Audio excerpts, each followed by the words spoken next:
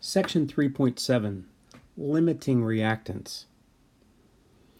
If I have a big jar of peanut butter and 3 pieces of bread, and I know that it takes 2 pieces of bread to make a peanut butter sandwich, even though I've got tons of peanut butter left over, I'm only going to make 1 sandwich. So the same thing happens when you have reactants.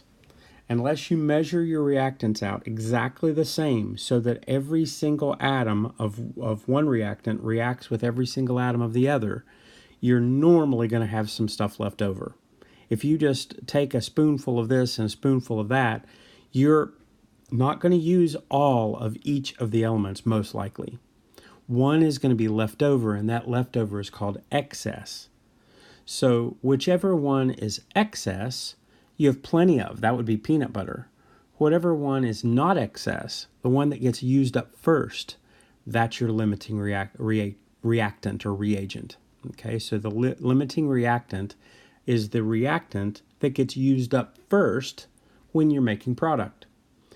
What that means is that you can only make the same amount of product as you have the smaller number of reactant. Like, I can only make 1 peanut butter sandwich even though I have tons of peanut butter. So the same thing here. I've got red oxygen molecules. I've got 7 of those oxygen molecules. I've got 10 hydrogen molecules, and I'm going to make water. All right. So you can see that all of the white ones are used, all the red ones are used, and at the end, I'm going to have some leftover oxygen molecules that were never used. That means that I have excess oxygen. If I have excess oxygen, I have hydrogen is my one that ran out first because there's no more hydrogen to join with those. So in this case, you're going to have hydrogen as your limiting reactant. So let's do this problem and see how it works. So I've got the water. I'm making water, so I have a balanced equation for water. H2 plus O2 gas yields H2O gas. And I've got 2 to 1 to 2.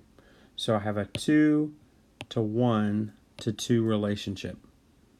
Now, this picture that you just saw showed me that I have 10 molecules of hydrogen and 7 molecules of oxygen.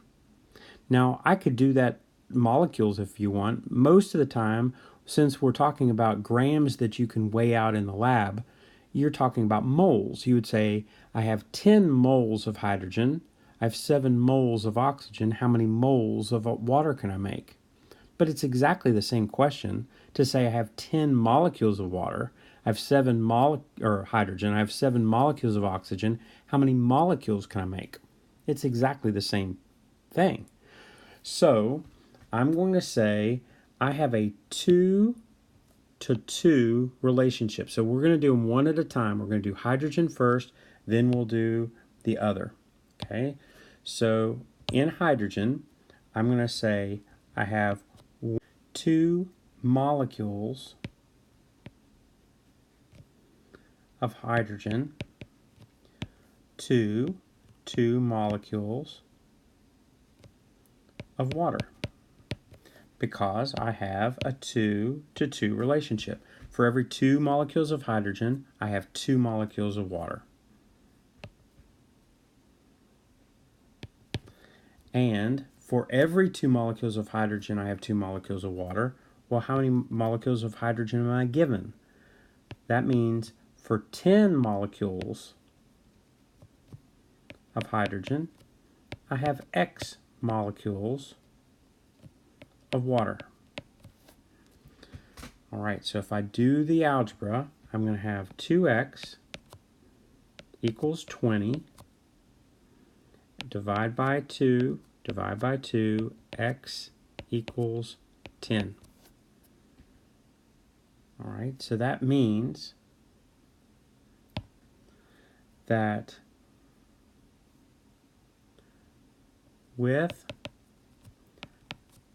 10 molecules of H2, I can make 10 molecules of water. All right, so now we have to do it again. So now we're going to go oxygen. I see oxygen as 1 to 2.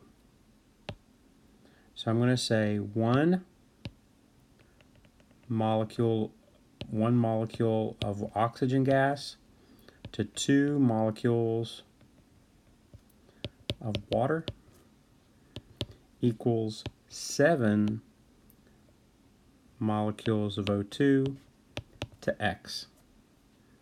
I have 1X equals 14. So, with 7 molecules of O2, I can make 14 molecules of water.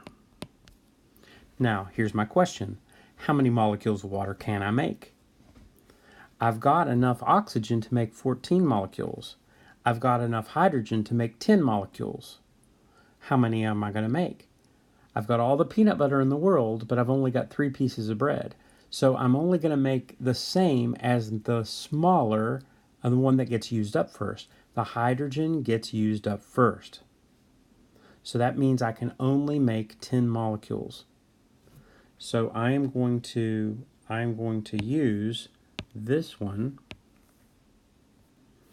and this is 10 molecules of water, and that means that hydrogen is the one that got used up first because that's the smaller. This is 10, this is 14. You're going to use the smaller. I look to the smaller and say, oh, that's hydrogen. The smaller is the limiting reactant. The bigger is the excess reactant. Your theoretical yield is what the math says you should make. So if you do a balanced equation and you put in the number of grams and change it to moles and then go from moles into the balanced equation and find moles of a product and then go back through the periodic table and find grams of that product and then circle that number, that is your theoretical yield. It's what the math says you should be able to do. Problem is, you will never be able to do that because your actual yield is going to be like all over your glassware or all over the stirring rod or stuck in the filter paper.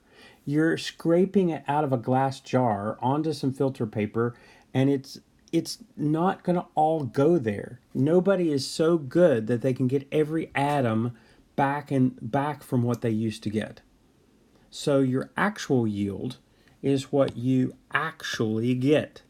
It's what you actually get out of the glassware, off of the stirring rod, out of the filter paper, and put into something and dry it. Now, somebody who's very careful can have a very, very good actual yield. In fact, you would want to hire someone who's good and not wasting all your stuff. Sloppy lab work will always get a very low yield. Very careful, meticulous work where you're knowing what you're doing and you're being careful can get a very high yield.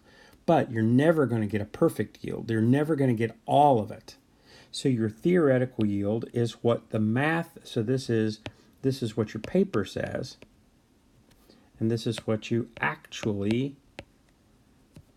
were able to weigh out and save.